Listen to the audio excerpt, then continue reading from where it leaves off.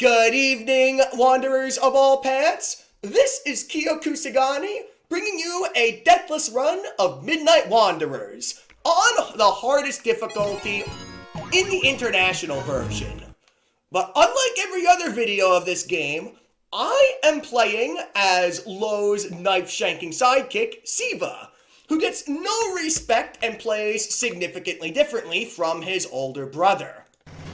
I consider this the third honorary arcade Ghosts and Goblins game, with artwork that fuses fantasy, anime, and ancient tarot card illustrations together seamlessly in order to create a spectacle unlike anything the gaming world has ever seen.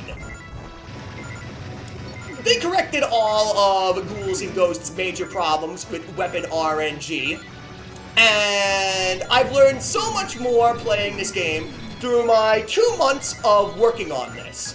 The Japanese version does have the potential to be slightly harder, since it has the Kaizo traps like the collapsing platforms, and hardest difficulty internationally is equivalent to Japanese normal difficulty in enemy aggressiveness. I've already done a video covering the regional differences. If you want to go and check that out, I've got a link in the description. As for what this game adds to the table, and what it accomplishes for challenge platformers, this was a game that I wanted to perfect on account of it being a shining example of what video games can be, both mechanically and artistically. It is one of the best, most obscure Capcom projects ever created, and I am super happy it's being shown more love in Capcom Arcade Stadium 2 and Street Fighter 6, where most of you have probably heard of it from. Heck, the card illustrations are going forth, even in the collectibles that you pick up for the 1-ups.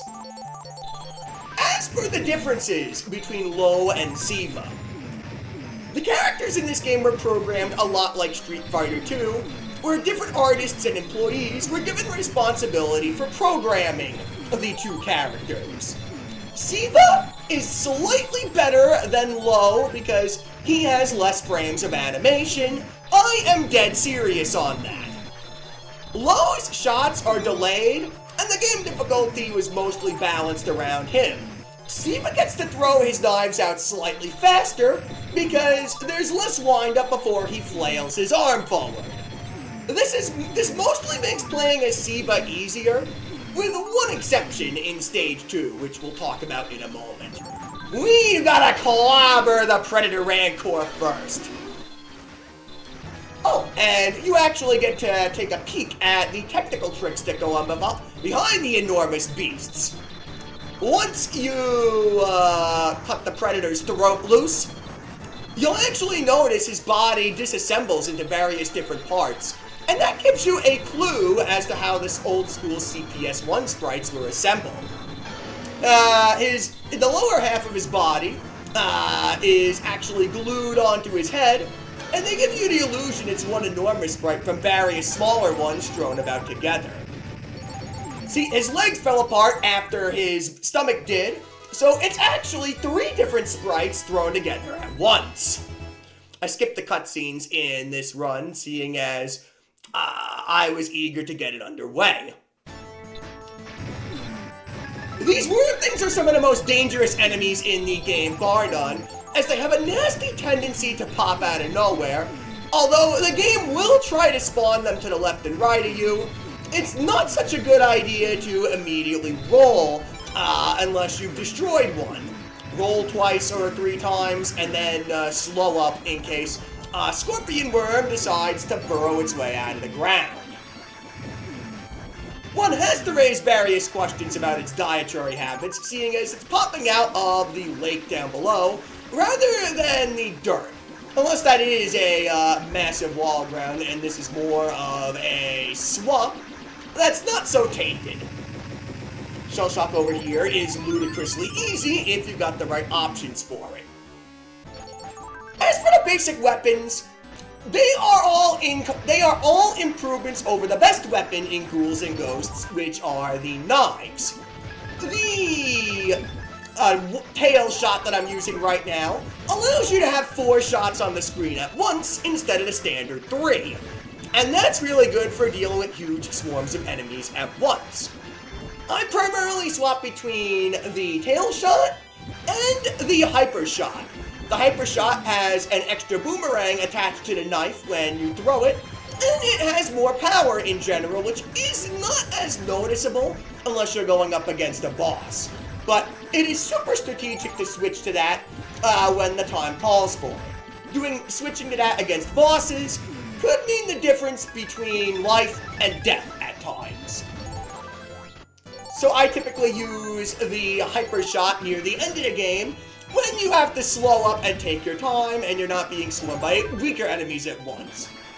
Did I mention that I have a ton of butt clencher moments like that? The roll that gives you iframes is such a fantastic addition to platformers that it was copied from Mega Man 3 1 year prior. I am not so sure what the first Capcom game to feature a dodge roll is, but in Mega Man it's purely for mobility. This game gives it an extra layer of utility by giving you a few iframes when you use it in order to get yourselves out of situations that you wouldn't be able to evade normally. It's excellent! It's not going to guarantee you get out of a bullet unscathed, depending on the speed of the bullet, but if a bullet is traveling fast at you, it's more of a guarantee than others. You get more iframes when your clothes are ripped and you've taken damage, so it evens out and it makes the game slightly fairer in that sense. As for the Terror Twins here, Sword is definitely way more dangerous than Flame. Not only because he can go berserk and turn himself invincible, but Flame has a tendency to have his shots blocked by the wings of the battleship. Sword over here, sometimes he acts stupid and he just slashes at nothing in order to, flaunt his dorkiness. he's a dork that's trying to be cool. But even so, you still don't want to completely underestimate Flame. They're more dangerous when they're hopping around doing contact damage rather than using their weapons on you. Yeah, we're roosting, KBX the Game Master. Although I always thought Midnight Wanderers sounded considerably cooler than Roosters did. I get that they were going for with the Japanese title, though. They're trying to bring Dawn back to a world that's ensnared in perpetual darkness. Although, we are in the broad light of day right now, so the darkness is more figurative than anything else. It's more or less, it's very, very wild and untamed from the lack of order once the kingdom of Ashtar fell. It's a very interesting setting that's ripe for expansion, in the unlikely event Capcom ever decides to revisit this wonderful kingdom in the future. Then you actually get to see some resemblance of peace in the opening to Chariot. For those of you that are going to ask me early, yes, I do plan on doing a deathless run of Chariot on the hardest difficulty. Although I am going to be slower than that because everyone unanimously agrees it's not quite as good as the first half of the story. Everyone knows that they padded the hell out of Chariot or cut the last stage from this and used it in order to make 3 games in one board. Another subscription from Hydreigon. Bless you very, very, very much. Yes, I'm keeping that in, and I'm giving you a public shout-out on YouTube for that, along with Techman5150. Humpty Dumpty sat on a wall. Humpty Dumpty's a hard-boiled jerk, so I made him fall. All the king's horses and all the king's men enjoyed scrambled eggs for dinner then.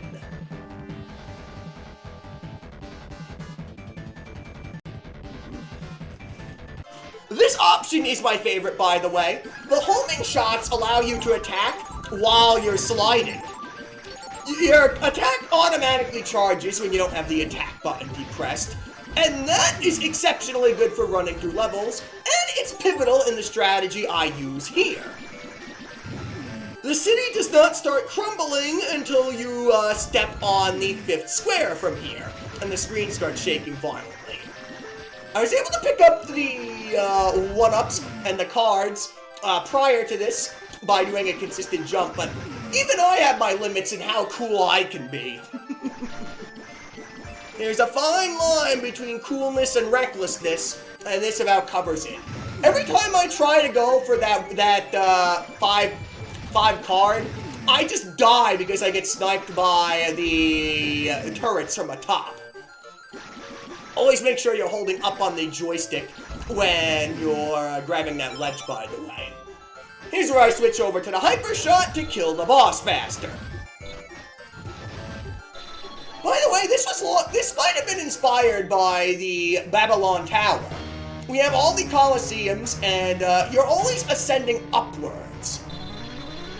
In fact, the Tower of Darkness that you ascend in this game, all the way up to space, might be an allusion to the fall of Babylon, and how they tried to build a kingdom all the way up to heaven. It's another good element to draw storytelling ideas from, or world-building ideas in general, but Capcom's action game designers always had a tendency to take things to the next level. And that's what made their action games so appealing. Like, they always took things to the next level, regardless of if their game was set in the heavens or hell. And this was no exception whatsoever. You could destroy bosses faster if you don't have the homing shot, but I just find the versatility of the homing shot to be the best, so I settle for hyper and I settle for homing if possible. Your favorite combinations are going to change. The only weapon that I dislike, of course, is the bound shot. The bound shot is the only thing that straight up downgrades your shot, since you can only have 2 shots on the screen at once with it, and it reflects. The shot limit is really not the best in a game where you're swarmed with goblins at once. They have a very nasty tendency to get busy underground if you all ever watched Goblin Slayer before. I highly recommend Goblin Slayer to anyone if you want to see peak Japanese animation. Also a reminder of how goblins can be wee little shits when you're not looking behind your back. This level right here has the witches, and they are bitches. These witches spawn in at the right exact steps, and you want to kill them as quickly as possible. They create enormous amount of problems for you once the platforms start collapsing on you again. As for this section, where the game continuously moves you, I've had the most amount of luck carrying the tail shot in here. The 4th shot is a godsend for dealing with this. Some people will swear by the hyper shot on this section, and even the game suggests the hyper shot because of the boomerang that travels downwards. But I'm not aiming downwards at Ronald McDonald's lunchboxes all the time. I'm focused on the things that are spawning in front of my face and trying to crush me directly. Game's trying to give me a full moon, I tell ya. In the section immediately afterwards, you have to run like hell. Just focus on destroying the roadblock in front of you, and don't even hesitate for a second. Just keep on running forward and realize that the Ronald McDonald's lunchboxes do damage you if you touch them. Bowman over here randomizes attacks. He has 2 patterns. One where he simply drops bullets at you from the sky, and the other where he tries to bounce into you Sonic the Hedgehog style. But these alternate at complete random, maintaining the tradition of ensuring that you don't have any free passes on the bosses even when you memorize their patterns. I always liked the way Capcom designed their bosses, and this would be a tradition that carried over to all future games, like Devil May Cry for instance. They followed their strong action game blueprints all the way through from start to finish. He decided to play nice with me, and he decided to not go up to this guy to spam projectiles. That fight could have been more harrowing, and I'm not complaining about him taking it easy on me. The last stage is obviously the hardest, with the most amount of dirty tricks bar none, from a group desperate to stop you dead in your tracks after you're reaching the top of their tower, where the chariot is stored away. The Japanese version of this level is particularly nasty, and that's the big reason why I settled for an international no-miss. Imagine dealing with these instant death platforms, and they collapse at you all at once. You have to manage the enemy spawn rate to ensure not too many of them are on the screen at once, so you can actually land the jumps. And some of the ones that don't have spikes on them just flat out collapse on you if you didn't know ahead of time. It is one of the trickiest sections in Ghouls and Ghosts, bar none, to execute on a technicality. This section with the respawning enemies alone is ridiculous enough in the international version as is, and you only get your clothes back once halfway through the level, unless you're lucky. And yes, just like with Ghouls and Ghosts, the contents of the chests actually change dependent on if you have your armor or not. If you're unarmored, the game has a higher chance of spawning rare items for you. Like, you have about a 25% chance of getting your clothes back from a sky chest. So that means I have 2 chances to get my clothes back in this stage. One from the fairy chest, and the other that's a guarantee.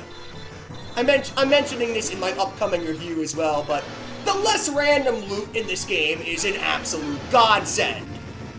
That means that you might be given a break and given your clothes back early, or what we haven't seen yet, but we'll see later, is the Super Bomb.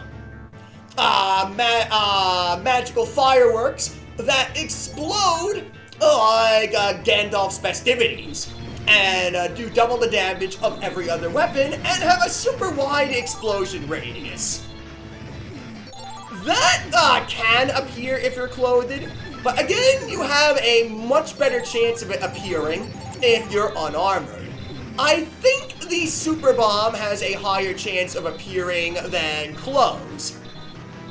I'm gonna take a guess here and say the Super Bomb is a 30% chance, and the clothes are a 25% chance. The remaining 45%, if I'm even doing the math right at all, just gives you the standard cards instead, which you collect 100 of them in order to get an extra life. This is a section where you just have to take your time. And you also want to rush down to the bottom as quickly as possible so you don't get cornered by the Flame Maru. If you don't hustle when you see the wooden bridges, then the Maru can actually walk all the way to the left side of the screen, and he'll jump at you if you try to jump over him. Nasty stuff indeed. Although this section is the hardest section in the entire game, bar none. Depending on how nice the game was ahead of time, you can either take your time here, or you have to gun it if you only have 30 seconds remaining. The game decided to play nice on me, and I was not swarmed with goblins so much. So I actually had a minute in order to destroy the Marus before climbing up the tower. If you're down to 30 seconds or less here, you use my old strategy of just gunning it up the top and making sure you're on the left side in order to misdirect the Marus and have them not camp on the ladder. There's another potential strategy where you have that empty spot on the left before the ladder. That could be useful. It's entirely possible you can just race up the left side and just kill the last Maru, running past the rest of them. Which would form the basis for how you deal with Resident Evil monsters 5 years down the line. Although, nothing else was quite like that in innovation. Here they actually had other game genres to follow during the development of this game. The last stretch before Gaia, the god of the earth. And this is also a pain in the butt. Obviously, a witch spawns here when you want it to happen the least, and I have to say thank God for Power Shot. Last and definitely not least, I forgot to mention that the difference between Low and Siva's shots. Siva is generally easier than Low for the most part, but here's the weird things about Siva's hitboxes. When you're jumping up in the sky and holding up and down or throwing your attacks in midair, they're misplaced. Notice how my weapon is actually above my character sprite?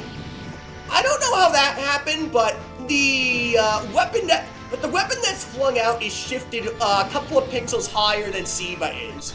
And that goes when you're unclothed as well. And since the weapon is higher when you're not ducking, it actually makes it way harder for you to hit the tiny orange tadpoles in stage 2 if you're playing as Siva. Thus, I actually want to be using the hyper shot there to compensate for the discs flying over their heads instead. And that is the run, everybody! That was a butt clencher! I got the super bomb from the random chest right when I needed it the most, and I obliterated the God of Darkness dead in his tracks. Jesus appears forth from his sky, ready to release the Chariot of Light, as men and women all around the kingdom strive to rebuild their fallen homes and have renewed hope once more. Thank you very much for watching my commentary of Midnight Wanderers. I am going to be doing Chariot, as I promised earlier, although I can't guarantee a release date for that, as I wasn't as enthusiastic as the others.